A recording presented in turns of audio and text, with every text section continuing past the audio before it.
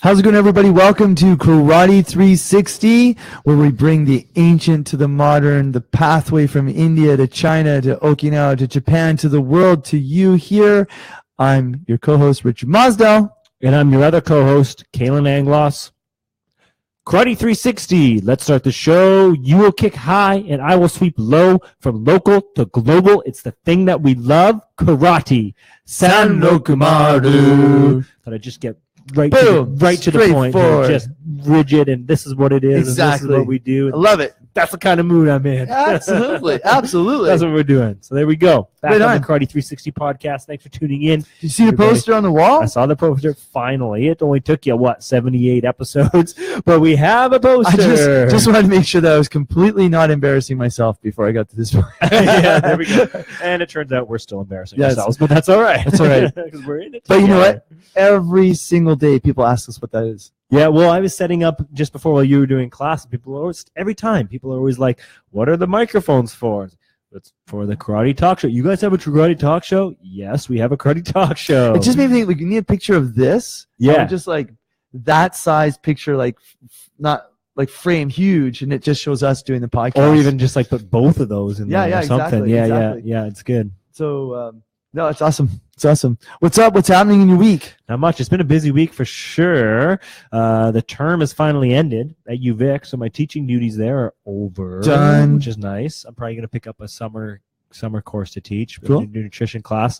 But otherwise, it's done. So right now I'm just starting to dig into some of my own research. I've been so busy doing marking and all the other stuff. I haven't had a lot of time to dig my teeth into my projects that I got going on. So a couple cool karate related projects that I'm going to be doing here for my PhD. One is we're still looking at getting that dynamic flexibility test for karate athletes. That's going to be coming really soon.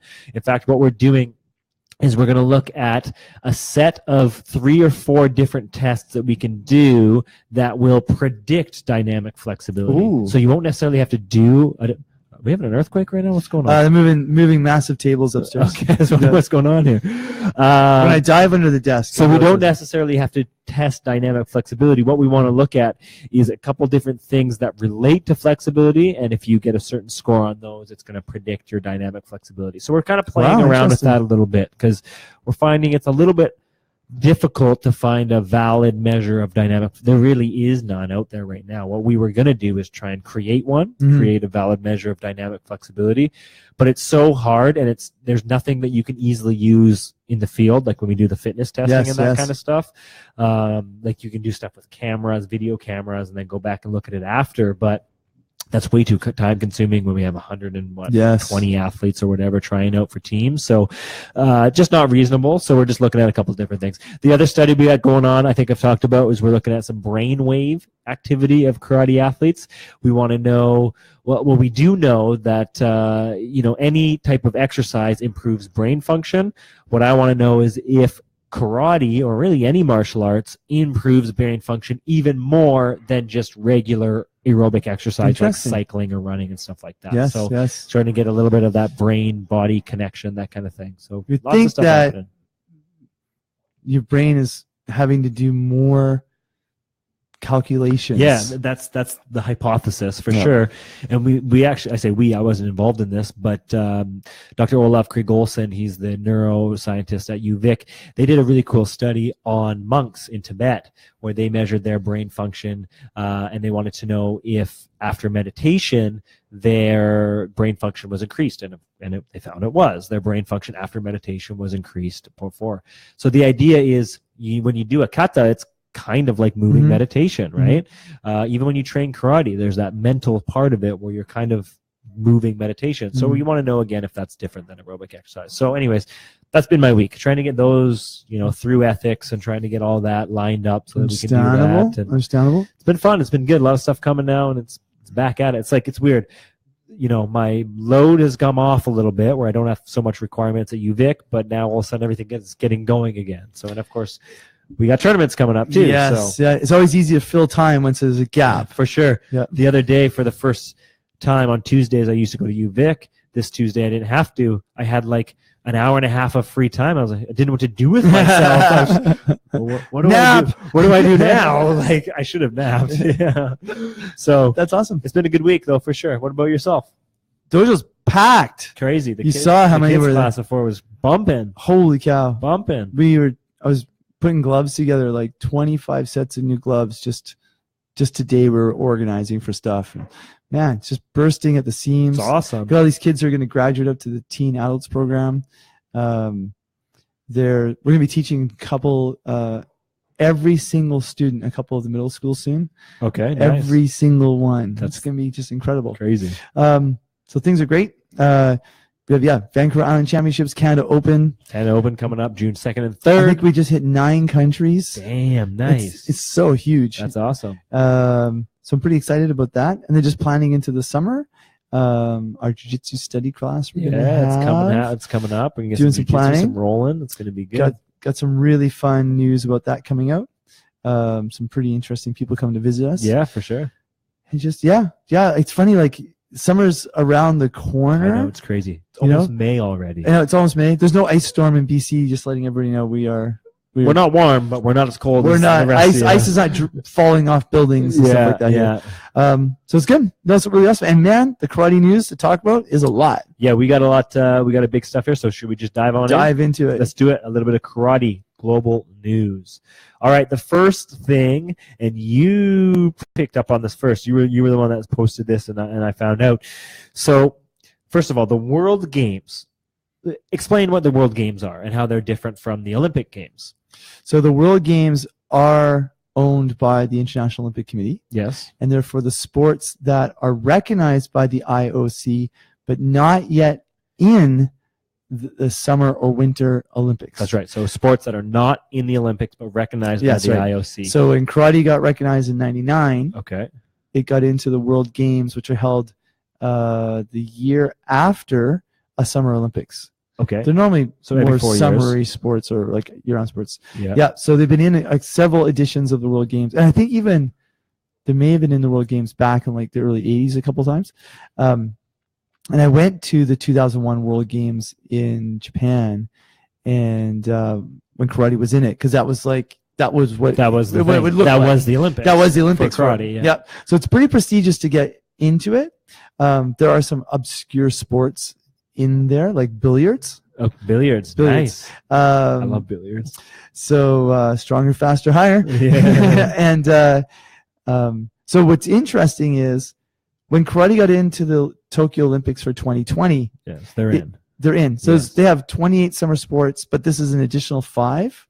Some people call it like demonstration sports, although they don't use that word anymore. Yeah, I don't think they call it that anymore. Yeah. But 2024 for Paris, they haven't announced any sports for 2024. Yeah, so we don't know if karate's in for sure. We don't know if karate's in for sure. The indications are probably will be, but we can't say for sure. Exactly. So until we know, the World Games for 2021 announced their list of martial arts, and here's what their list had. So this is for the 2021 World Games after the 2020 Olympic Games. That's right. Go for sports that aren't not in the Olympics but recognized by IOC. Ready? Yes.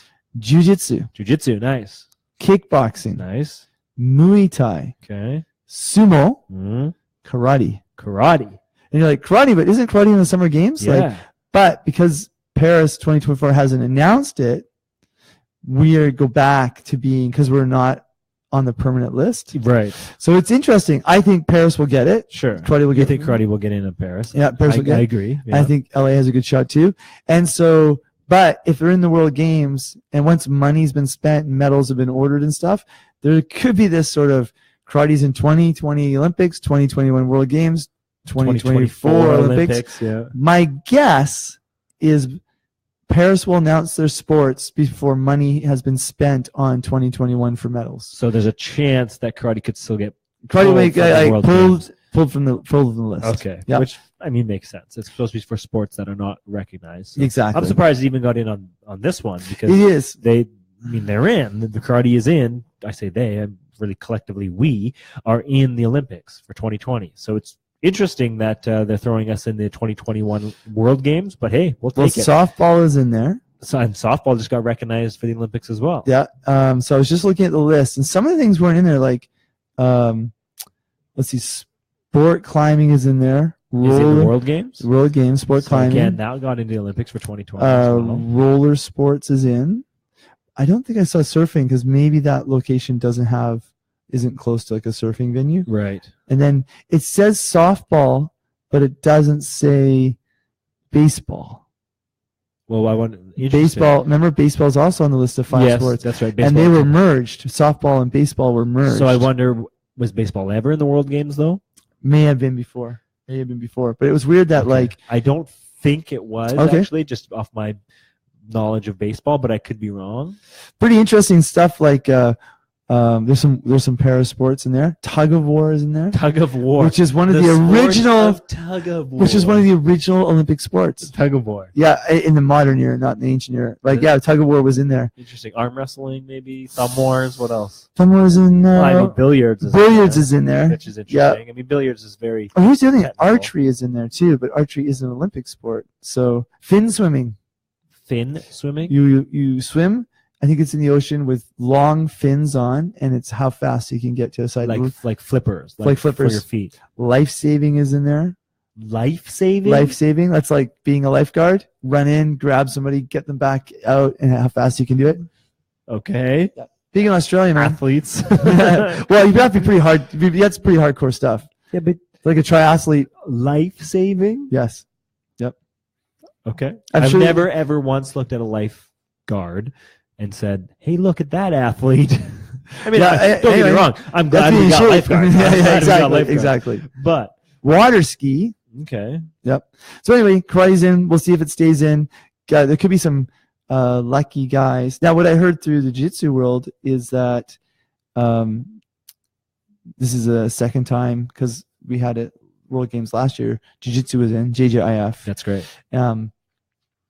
And they're trying to pitch a combat sport thing, so all the combat sports can be in, right? So Muay Thai, Jiu-Jitsu, like a combat sports, game, so to speak, like a division, and then not very many athletes, kind of like what karate has right now. Very limited number of athletes. Okay, but all the sports get to be in. All the combat sports. All the extra I like that. I mean, of course, I like anything that's all combat sports, but yeah. Yeah. So dump that decathlon and put all this stuff in. Sure. Yeah. Sorry, decathletes, but that's just the way it is. That's the way it is. Yeah. So it's interesting. Karate in the World Games so far for 2021. All right, another thing that we have here for you guys is the WKF has announced their Tokyo 2020 on that topic qualification system and how this is athletes can actually get in there. Yeah, and this is something like the average person, not even karate, asks me. I got my haircut the other day. They're like, I'm in karate, and like, yeah, I heard it's in the Olympics. It's in the Olympics. So how does someone how many people get in? I said, well, there's only 80 people. And everyone thinks like, okay, so 80 per country? Yeah. No, 80 total. And it's funny how I get into this conversation with people. So let's go for it. All right. So this is, again, the WKF qualification system for the Tokyo 2020 Olympics. Get your pen ready. Get your pen ready. So what we have here is we're going to break it down in terms of like the athletes that are in there, how the divisions go, and how you can get there. So we know there's going to be 34 men, 34 women for a total of 68 athletes. The host country, so that's Japan. It was 80 total. 34 plus 34. Oh, sorry. Yeah. And the host places. I gotcha. So you're right. The qualification, there's 34 from countries outside of the host. The host country gets 4, and the tripartite commission, what is that? Invitation places. Oh yeah, we get in that in a second too. So total of 40 men, 40 women for a total of 80 athletes going to the Tokyo 2020 Olympics to represent karate. There is a maximum number of athletes per National Olympic Committee. There is 4, so 4 per National Olympic Committee. Although most won't, and that means like a country. That's right. And most countries will or none. Or none. Yeah, for sure. Or none. So we know that in terms of their eligibility, the weight classes that they're going to do. So WKF right now has weight divisions for the men at minus 60, minus 67, minus 75, minus 84, and plus 84. So what they're going to do is we know for the Olympic Games there's going to be 3 weight divisions. So what they're going to do is they're going to take the 2 bottom, the minus 60 and the minus 70, minus 60, minus 67. They're going to combine them, so the Olympic division is going to be minus 67. Yes. So minus 67 is going to be the lightweight. They're going to keep the minus 75 kilograms. That's the biggest division. That's because that's the biggest in terms of numbers. Yeah. And then they're going to combine the 2 biggest ones for a plus 75 division. So again, a minus 67, a minus 75, and a plus 75. That's for males. For females, it's the same thing. The two lowest, so there's minus 50, minus 55, minus 61, minus 68, and 68 plus. Can I ask you a question? Because I just have, might as well make this fun here. Could you actually technically, like, you kind of could, not in one Olympics, but that 67, 75 is so close. Somebody could be in all three weight divisions. Sure. Like, it's not like, you know, we're at 120 on one side and minus 60 in a span of 3 like Olympics. Like judo. But in a span of 3 Olympics, someone could change. You could literally minus change. 67 champion, a minus 75, and a 75 plus. That's true. You could. Women are doing the same thing. Minus 55 kilogram, minus 61 is the middleweight, and then plus 61 is going to be the heavyweight. So just combining the two top and the two bottom ones, that's going to be the weights. What else do we have here? 10 spots per division for kata and kumite. That's right. So 10 in kata, 10 per division, weight division for kumite. So again, 40 each, male, female. There is going to be some qualification events as well. So there's a couple of different ways that they can get in, and you're going to have to help me talk through this one here. But one way to get into the Olympics is to have the highest Olympic standing as of April 6, 2020. So all the WKF points from the K1. All those tournaments we talk about. All those tournaments. All those gold medal standings. You're going to get points for those. And the 4 highest ranked athletes per gender are going to be able to be in for the qualification event. So that's, again, the Olympic standing. So whatever their standing is as of April 6, 2020, that's going to be one event. There's also going to be a tournament. So for those people outside of the top athletes in the divisions are going to have a tournament on May 8th to 10th in Paris. So this is going to be a qualification tournament. The tournament will consist of the weight categories that we just talked about, and each country will have the opportunity to register one athlete for each division. So one athlete for each one, with the exception of any category where they already have an athlete qualified. So whether it's from the Olympic standings or whatever. And then the 3 highest place athletes in the tournament then go on to their respective Olympic event. So the 3 from that tournament. And then finally, there is the continental representation. What does this say? A total of 12 places will be available for continental representation. Oh, I see. So what's the number of quota places? 3, 4, 5, 6, 7, 8, 9. Yeah, so it says here, the African Karate Federation will be able to have 3, the Asian Karate Federation 2, EKF 2, Oceanian Karate Federation 2, and the PKF is going to have 3. But I don't quite understand what that means to the Olympic standing. I think that doesn't mean per division. That means total. Yeah. Total number that you can send up. Oh, I see. So this is just priority for the ties, I think, defined for the Olympic standings. So the Olympic standings are going to be first. The Olympic standings get you in first. The qualification event gets you in the tournament, gets you in second, and then if need be, the continental representation is going to be able to defer the ties. So I think that's how that one works there. So there you go. Those are the ways you're going to get in. You either have to start winning some K1 tournaments, or you have to do good enough to go to that. Or be Japanese. Or be Japanese. Yeah, or be Japanese, host country. And they'll probably give it to the top ranking person. Yeah. So the WF points. That's how you're going to make it. That's how you're going to get into the Tokyo 2020 Olympic Games. So hopefully you've already started now if you're eyeing it. So yeah, you have to be there. Well, I just looked at Daniel Gazinski the other day. He was ranked 10th. Yeah, so he's going down. He's going down. He needs to we're cheering on everybody, and hopefully he can do well in a couple upcoming events. Yeah. Yeah, it's there could be no Canadian or American who actually goes. It's interesting, which will be amazing. They still got some time. I mean, what are we looking at? We're looking at April. Basically, one year. A year. A year. This year, and the biggest points will be in the biggest event, which is the World Championships. Senior World Championships, which is this year in November. Yes. Yeah. And I think when I was looking at some of the people with the highest points, let's say I'm going to be off by some numbers, but like 3,000. is a high point. Like Sure. you're pretty high Yeah. around there. And I think if you win a gold at the Worlds, it's 900 or 1,000 points. So that should almost It's a big- solidify you. Yeah, the World it's big. Championships is going to be huge. Now, so. some of the minor ones were like 400 points for a gold medal. Yeah, and that's at some of the K1 Premier League, but we know too the K1 the Series A Yes. also gets you kind of minor points as well. So exactly. all these little tournaments count. So that's why you see these athletes going to as many tournaments as they can right now. This is They're it. trying to get any points that they can. So as we review this next series of, let's say, 8 big international tournaments, when we announce those gold medal winners, you are listening to some of the names that you're going to see at the Olympics. 100%. 100%. Yeah. You know, which is really, really exciting for anybody following the podcast, because when they see those people competing and watch them on TV, they'll go, I know that person won Rotterdam like 6 months ago. That's right. I heard it on the podcast. I just heard it. Richard and Kalan were just talking about it. Exactly. There you go. Yeah. So that's the qualification system for the Tokyo 2020 Olympic Games. There it is. All right, let's get into a little bit technical tactical. Take it away, Richard.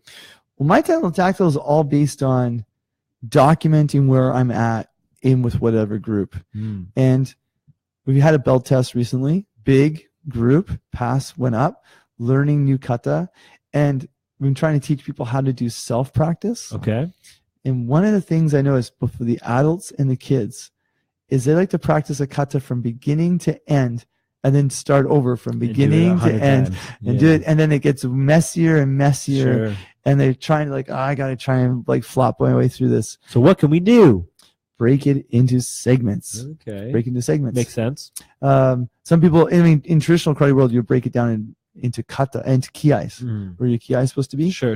But I think you should break it into transitional segments. So anytime you transition into a turn, okay, you should break it down to that moment. Okay. Turns are good because sometimes to learn how to turn well, you have to work backwards. You have to be where your finish position is, rotate your body into where your stepping position is into your turn, and work backwards. And I think people should work on their transitions. And the second, when you're doing self-practice, have your buddy in the class look at you do your section. For sure. So have another set of eyes looking at you. 100%. Have another set of eyes. And it doesn't matter if they're not the same belt as you. Totally. They'll be able to pick stuff up that you can't see just by doing the kata or looking in the mirror. Totally. Yeah. And normally in a kata, it's like any routine. You're not bad at the whole thing. No, of course, yeah. There's parts where it's sticky. Also, when I'm watching people practice one move, they can't get bored. Yeah. So what we've been doing is training sometimes only half the kata in a class. Okay. And so if someone thinks I'm learning a whole kata of 23 moves, we're breaking it down into a 7, and an 8 move or 9 move step. Sure. So say you have one kata that's got 5 segments. Yep. Say. Would you recommend practicing segment 1 50 times and then segment 2 50 times? Or would you recommend going segment 1, then segment 1 and 2, then segment 1, 2, and 3? Or how would you recommend? Or do you think you should do it each individually and then put it all together at the end? I think there's 2 versions. One is memorization, and the next is polishing. Okay. So I'll just go 1 to 2, 1, 2, 1, 2, 3, 1, 2, 3, 4. But sometimes for memorization also? but sometimes it's all based on time. Sure. So sometimes we will do the first half in this week and we'll do the second half next week. Right, okay. We'll just skip the first half completely. Right. I mean, they can practice on their own, and then we'll package the 2 of them together in the third week. Sure. So it's all based on time. Yes, okay. Right? So first you have to memorize it, and then we have to polish it, make it sharp and snappy. Perfect. So think about segments. The other thing too is I think when people do self-practice on their own, nobody practices for a half an hour. No. But everybody can do 10 minutes. For sure. And if you go, and we've been making sure everyone can count. Every move has a number. And so I can go, okay, do 17 to 24. And they're like, oh, okay, great.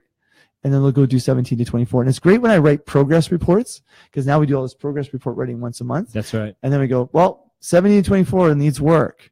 And it's really good. It's not like go from second ki and remember 9 moves in from there. Right. That works well, and I think that's one of the reasons we had it's really rare for everybody to pass a test. So that's my thing. Train kata in segments. There it is. All right. My fitness training tip of the week. I'm going to give you guys the most important factor in fitness training for karate. Oh, hey. Specific. I'm talking about the mind-muscle connection. So I've been looking at a lot of research lately, and mostly just training in the gym about how, if I'm doing a biceps curl, if you think about the bicep, doing the work, you're going to actually get more activity, more muscle activation. The Arnold Schwarzenegger thing. The Arnold Schwarzenegger thing. That's exactly it. He was onto it. But there's now research to back that. If you're thinking about the muscles that are supposed to be moving, if you're thinking about the tension, you're going to get greater tension and greater force. So it's interesting. And this is right across all the research that I've found. So one of the things, how that works for karate is we've talked a lot about, keeping your shoulders back and down, engaging your lats or engaging your rhomboids or whatever muscles you're trying to work for. Even if you don't know the name, you can kind of feel them. But get that mind-muscle connection. Think about what muscles are supposed to be working, when they're supposed to be working, and actually actively think about it as they go into the next move, how they're supposed to react. Really just think about how it's... So is this like scientifically sending better neural signals to your muscles? Basically, yes, more efficient signals to the muscles to be able to activate and fire. Yeah. The more you think about it, the better. I think this is really important because we have a lot of people, wherever we're teaching karate, who balance but don't use their body. Yes. They're just standing and balancing and not actually activating their body. Balance is the most important thing. When you do like a balance test, somebody on one leg, they're just flopping around trying to stay on that one foot. But if you actually think about the muscles in your foot and the muscles in your leg engaging and holding yourself there, you're going to have better balance. You're going to be able to hold it. So it's the same thing with your kata. If you're trying to get a harder reverse punch or whatever it is, think about the muscles that are working to try and activate them, to try and fire them nice and quick so that they'll shoot nice and fast. Oh, that's good. And a good way to train this in the gym is doing like what I just said. Whenever you're doing your exercises, just train your brain, and you can do this for any exercise that you're doing, to think about the muscles that you're working. So if you're squatting, just think about those muscles of the leg and the glutes and all that. I'm using this tomorrow because we talk about this all the time where kids are like walking forward in karate and activating as little muscles as they have possible because they don't want to sweat. For sure. I'm like, no, like your whole body should look like electricity. It's just pulsing. 100%. The muscles should almost look like they're throbbing because they're just ready to go. Yeah. Yeah. I love it. Think about it, mind-muscle connection. I used to have a mind podium connection where I envision myself on the podium holding the medal. Sure, like a visualization. Visualization is very similar in how it works. People are, we're not the visualization podcast, but you know what I mean. Yeah. It unfortunately ended up with me having visualized somebody else holding the medal. But, but anyway. I hope they thanked you for that. Oh, yeah, exactly. Every now and then I'm like, whoa, this actually worked. Yeah. Cool. So there we go. That's my fitness training tip of the week. Nice and easy. Practice it in the gym, and then in the dojo, really kind of hone that skill in. Love it. There you go. All right. So a couple upcoming events that we have happening here. Well, we know locally we have the Vancouver Island Karate Cup. Championships. Wooden medals. Wooden medals. Very West Coast. Very West Coast.